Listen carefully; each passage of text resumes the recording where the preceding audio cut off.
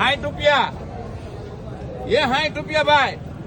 બોલે એને આપી પછી મારી એક ચોખ્ખો એમ કહો ને હું કોઈ દેહ નહીં જો ચોખવટ કરી દઉં. હલો ભાઈ રીંગણામાં 60 રૂપિયા એ 60 રૂપિયા 60